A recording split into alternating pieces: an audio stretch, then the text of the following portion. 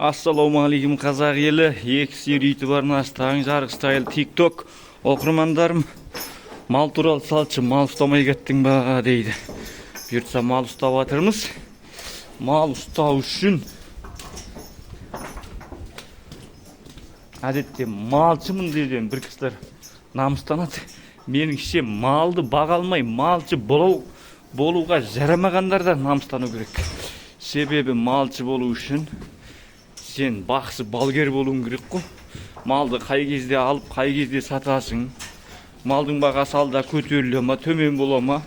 Бір малды алу үшін қанша ойланасың, осыны алсам қанша уақытта шығарам, қаншаға сатам, қанша пайда қалуы мүмкін.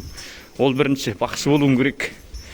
Тәуекелшіл болуың керек. Екінші, сен бас дәрігер болуың керек. Мал дәрігері болуың керек. Мынаны емдеуің керек, шомылдыруың керек. Ішкі сыртқы құртын ада ет алатын қабілетің болу керек. Жем шөптің рационын білуің керек. Бағуды білуің керек.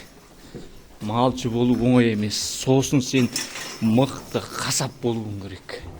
Малыңды соя алуың керек. Ал мен өзім, шүкір Аллаға, ауылдағы 80 баланың ішінен, бастауыштағы яғни 80 баланың ішінен оқудың шыңына дейін шығып, универге дейін барып, магистратураға дейін барған жігітпін. Соның өзі аздық етеді менің мына малшы болуыма.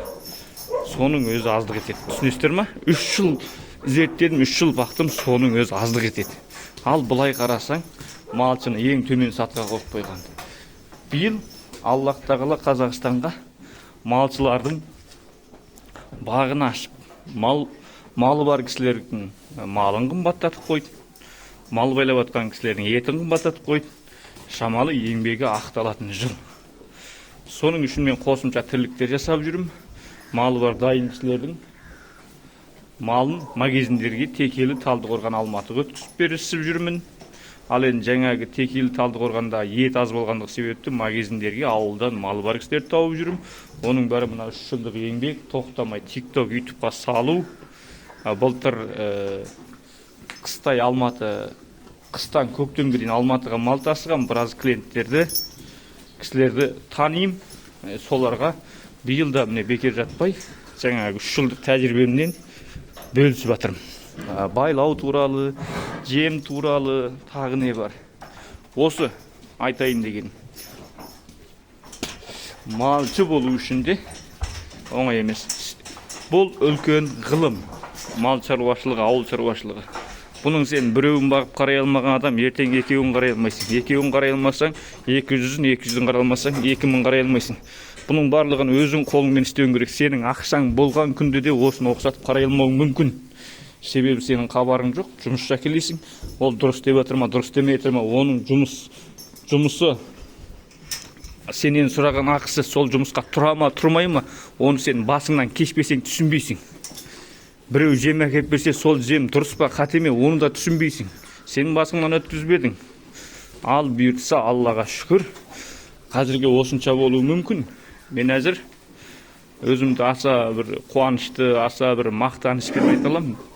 Мен қазір 1000 бас, 2000, 10.000 басқа дейін байласам да, зато бұл саланы, бұл ғылымды меңгердім деп ойлаймын. 1000 бас әкеп қойсам да, 10 жұмысшы ұстасам да, ол жұмысшы мына малға неше жұмысшы керек, неше жем керек, бұны қай кезде шығару керек, кімге сатам, ол дұрыс айтып тұрмақ, қанша салмақ шығады.